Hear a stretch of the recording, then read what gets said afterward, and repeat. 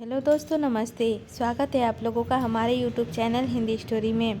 आज हम लोग हमारे प्रसिद्ध लेखक मुंशी प्रेमचंद जी द्वारा रचित कवन उपन्यास का सीरीज वाइज एपिसोड वाइज जो चल रहा है उसमें से आज हम लोग 40 कवर करेंगे। इसके पहले के सारे एपिसोड मेरे चैनल पर डला हुआ है अध्याय वाइज। यदि आप लोगों ने नहीं देखा है तो उसे भी जाके देख सकते हैं। तो चलिए बिना लेट किए हुए हम लोग शुरू करते हैं। मुंशी प्रेमचंद जी द्वारा रचित कवन उपन्यास का अध्याय 40। रामा मुँह अंधेरे अपने बंगले जा पहुंचा। किसी को कानों कान खबर ना हुई। नाश्ता करके रामा ने खत साफ किया, कपड़े पहने और दरोगा के पास जा पहुंचा। तैयारी चढ़ी हुई थी। दरोगा ने पूछा, खैरियत तो है? नौकरों ने कोई सपारत तो नहीं की? रामा ने खड़े खड़े कहा, नौकरों ने नहीं, अपने सपारत की है। आपने शरारत की है? आपने महतो अफसरों और सब ने मिलकर मुझे उल्लू बनाया है। दरोगा ने कुछ घबराकर पूछा, आखिर बात क्या है, कहिए तो। रामानाथ, बात यही है कि मुझे मामले में अब कोई शहादत ना दूंगा, उसने मेरा ताल्लुक नहीं। आपने मेरे साथ चाल चली और वारंट की धमकी देकर मुझे शहादत देने पर मजबूर किया। अब मुझे मालूम हो गया कि मेरे ऊपर कोई इल्ज़ाम नहीं। आप लोगों का चकमा था। पुलिस की तरफ से शहादत नहीं देना चाहता। मैं आज जज साहब को साफ कर दूंगा, बेगुनाहों की खून अपनी गर्दन पर ना लूँगा। दरोगा ने तेज होकर कहा, आपने खुद गबन तस्लीम किया था। रामानाथ, मीजान की गलती थी, गबन ना था। म्यूनिसिपैलिटी ने मुझ पर कोई मुकदमा नहीं चलाया। यह आपको मालूम कैसे हुआ? इसमें आपको कोई बहस नहीं। मैं शहादत ना दूंगा, साफ साफ कह दूंगा। पुलिस ने मुझे धोखा देकर शहादत दिलवाई है। जिन तारीखों में वह वाक़या था उन तारीखों में इलाहाबाद में था। म्यूनिसिपल ऑफिस में मेरी हाजिरी मौजूद है। दरोगा ने इस आपत्ति की हंसी उड़ाने की चेष्टा करके कहा, अच्छा साहब, पुलिस को धोखा ही दिया, लेकिन उसका ताख़ीर ख्वाब इनाम देने को भी तो हाजिर है। कोई अच्छी जगह मिल जाएगी, मोटर पर बैठे हुए सैर करोगे। खुफिया पुलिस में कोई जगह मिल गई तो चैन ही चैन है। सरकार के नज़रों में इज्जत और रूसूख कितना बढ़ गया। यूँ मारे फिरते शायद किसी दफ्तर में क्लर्की मिल जाती। वह भी बड़ी मुश्किल से यहाँ बैठे बैठाए तरक्की का दरवाज़ा खुल गया।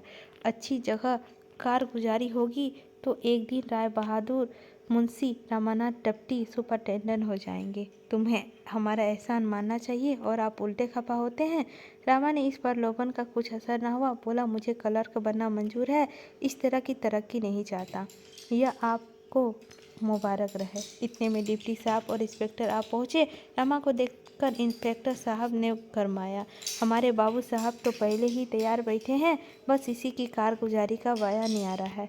रामा ने इस भाव से कहा मानो मैं भी उसका नफ़ा नुकसान समझता हूँ। जी हाँ, आज वारा न्यारा कर दूंगा। इतने दिनों से आप लोगों के इशारे पर चला, अब अपनी आंखों से देखकर चलूँगा। इंस्पेक्टर ने दरोगा के मुंह देखा, दरोगा ने डिप्टी का मुंह देखा, डिप्टी ने इंस्पेक्टर के मुंह देखा। यह कहता क्या है? इंस्पेक्टर साहब विस्मित होकर बोले, क्या बात है? हलफ से कहता हूँ आप कुछ नाराज मालूम होते हैं। रामानाथ, मैंने फैसला किया है कि आज अपना बयान बदल दूंगा, बेगुनाहों का खून नहीं कर सकता। इंस्पेक्टर ने दया भाव से उसकी तरफ देखकर कहा, आप बेगुनाह का खून नहीं कर रहे हैं, अपनी तस्तील का इमारत खड़ी कर रहे हैं।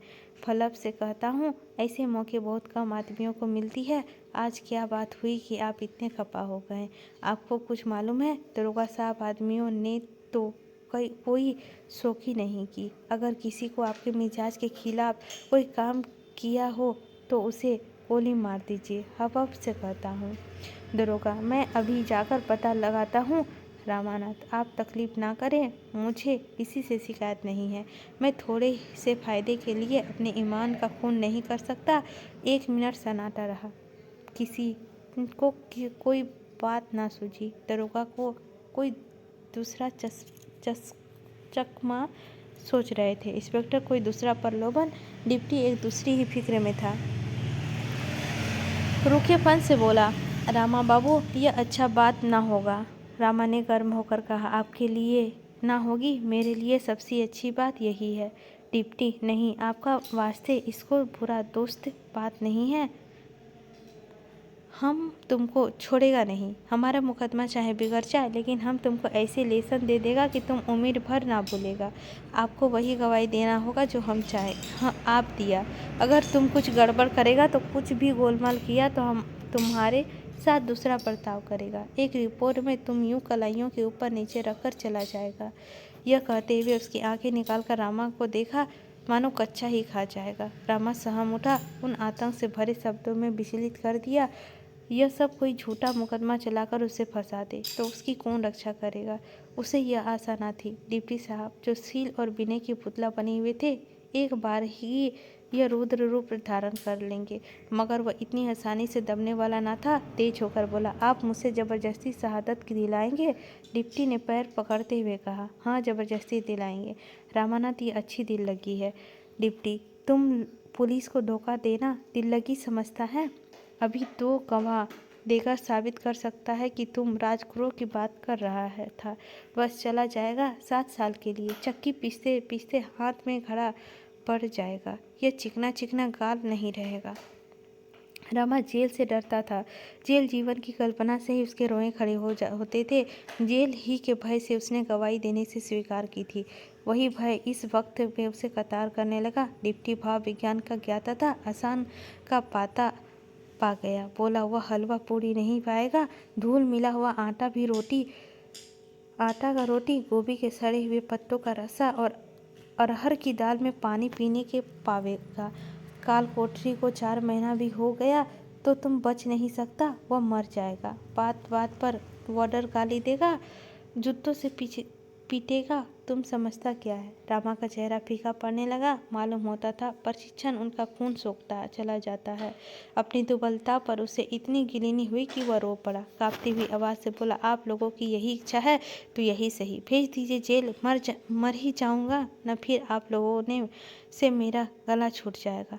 जब आप यहाँ तक मुझे तबाह करने का आमादा है तो मैं मरने को तैयार हूँ। जो कुछ होना होगा होगा होगा होगा। उनका मन दुर्बलताओं की उस दशा में पहुंच गया था जब जरा सी सहानुभूति, जरा सी सहृदया सैकड़ों धमकियों में कहीं कारागर हो जाती है। इंस्पेक्टर साहब ने मौका ताड़ लिया। उसका पक्ष लेकर डिप्टी से बोले, हलफ से कहता हूँ, आप लोग आदमी को पहचानते तो हैं नहीं, लगते हैं रोब जमाने। इस आदमी गवाह देना हर एक समझदार आदमी को बुरा मालूम होगा। इस हदरती बात है, जिसे जरा सी इज्जत का ख्याल है, वह पुलिस के हाथों में कठपुतली बनना पसंद ना करेगा। बाबू साहब की जगह में होता तो मैं भी ऐसे ही करता, लेकिन इसका मतलब यह नहीं है कि हमारे ही खिलाफ शहादत देंगे। आप लोग अपना काम कीजिए, बाबू साहब की तरफ से बेफिक्र रहिए। हलफ से कहता हूँ। हाथ पकड़ लिया और बोला, आप मेरे साथ चलिए बाबूजी, आपको अच्छे अच्छे रिकॉर्ड सुनाऊं। रामा ने रूठे हुए बालक की तरह हाथ छुड़ा लिया। मुझे दिख ना कीजिए इंस्पेक्टर साहब, अब तो मुझे जेल खाने में मरना है। इंस्पेक्टर ने उसके कंधों पर हाथ रखकर कहा, आप ऐसे बातें मुंह से निकालते हैं साहब? जेल खाने में मरे हुए दुश्मन। डिप्टी का तमसा भी बाकी ना छोड़ना चाह बड़े कठोर स्वर से बोला, मानो रामा को कभी का परिचय नहीं है। साहब, यूँ हम बाबू साहब के साथ सब तरह का सलूक करके तो को तैयार है, लेकिन जब वो हमारा खिलाफ गवाही देगा, जब हमारा जड़ खोदेगा तो हम भी कार्रवाई करेगा, ज़रूर से करेगा, कभी छोड़ नहीं सकता। इसी वक्त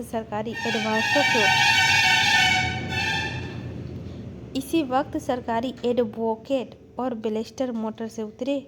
इसी के साथ हमारा अध्याय 40 भी समाप्त हुआ। अगले एपिसोड में हम लोग 41 कवर करेंगे। लेते हैं दोस्तों आप लोगों से विदा। मिलते हैं अगले एपिसोड 51 का लेकर भाग 41।